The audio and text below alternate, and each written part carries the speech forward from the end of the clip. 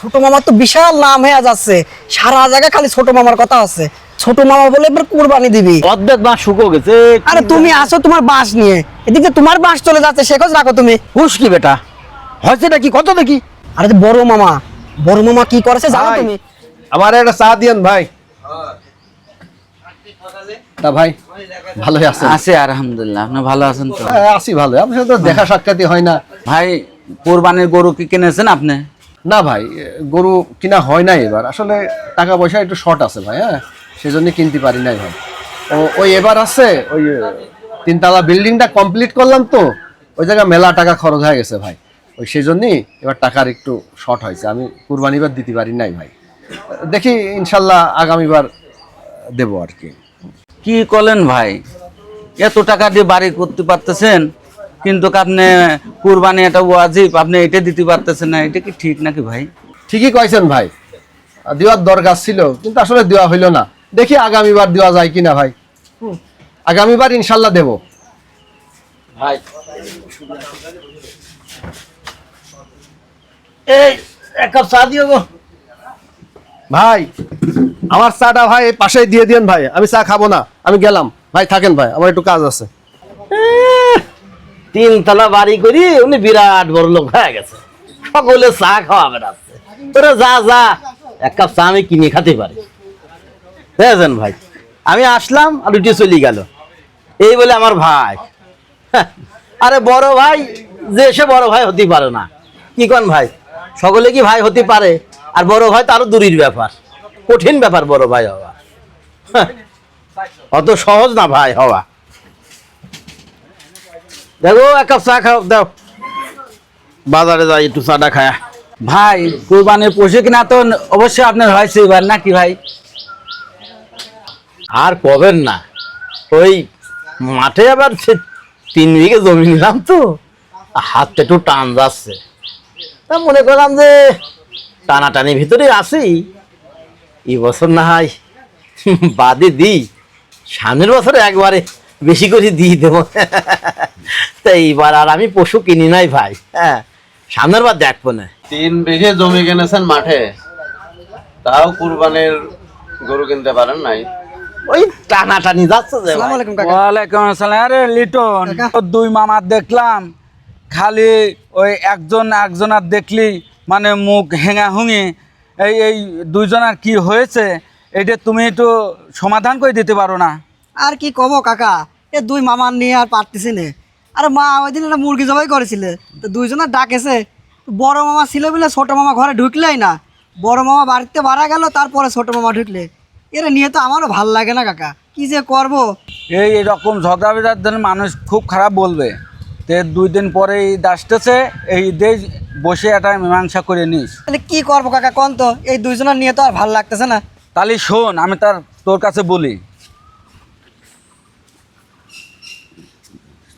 না, বড় মামা কই আসতেছে না তো, এদিক দিয়ে তো আসে।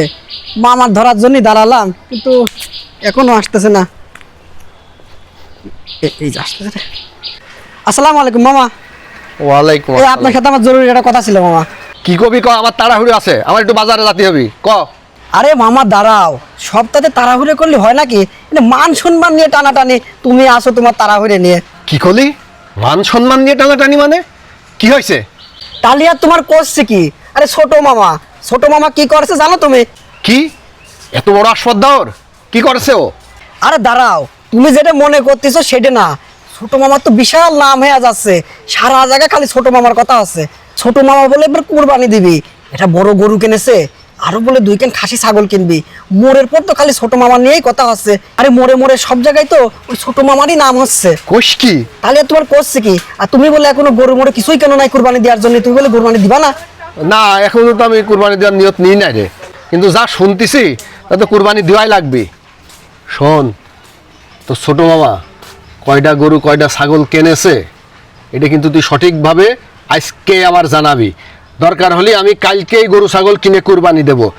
ওর চাইতে একটা ছাগল বেশি হলেও আমি বেশি কিনে কুরবানি দেব, মনে থাকে জানো আমার।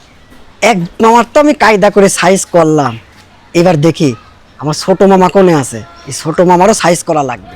ঝাড়ের বাঁশ কয়টা সব শুকো যাচ্ছে, কি যে হইলো, কি রোগ যে হইলো, কি এ মামা এ কি হলো? করছো তুমি এনে? আর কোশ নি ভাই, দেখ বাঁশের অবস্থা কি, এটা ওটা অর্ধেক বাঁশ শুকো গেছে। আরে তুমি আসো তোমার বাঁশ নিয়ে, এদিকে তোমার বাঁশ চলে যাচ্ছে, সে খোঁজ রাখো তুমি। হুশ কি বেটা, হয়েছে কি কত দেখি? আরে যে বড় মামা কি করেছে জানো তুমি? মানসিরও ভাই আর আমারও বড় ভাই, আর কিভাবে আমার পদে পদে ক্ষতি করবি ও খালি তাই দেখি বেড়ায়।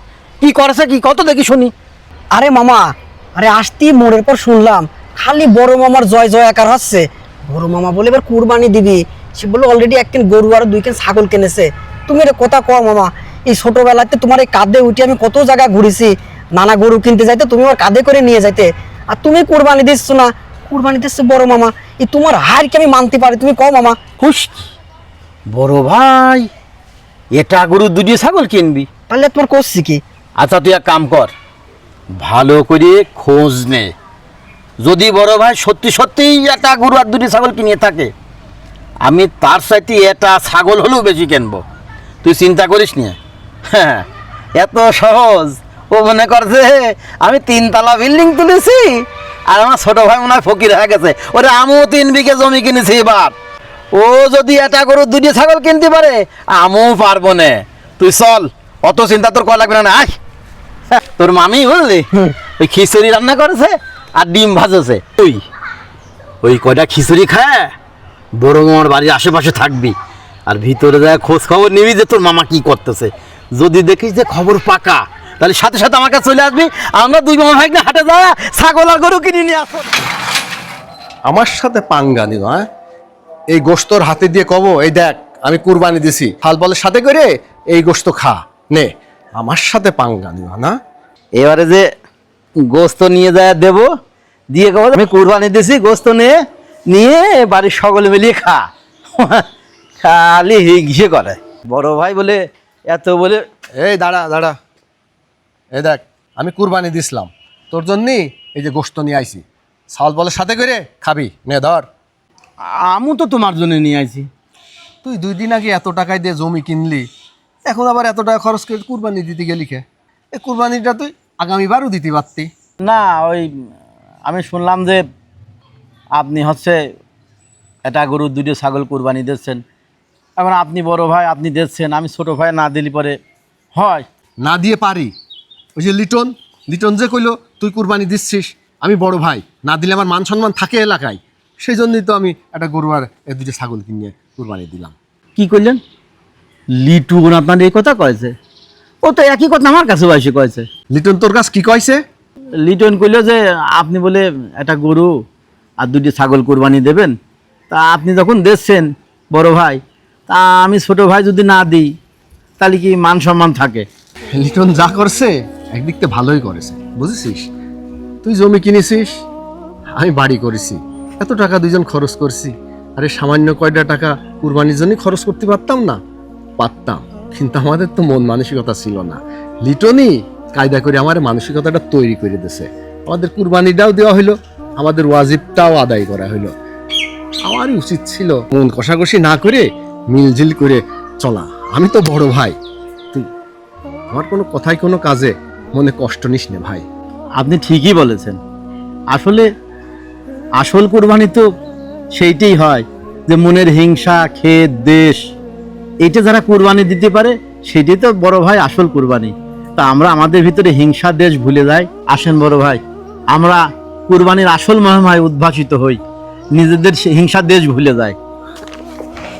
আমার মনের ভিতরে যে পশুত্ব আছে সেটাকে কুরবানি দিয়ে দিলাম, এটাই হচ্ছে আসল কুরবানি।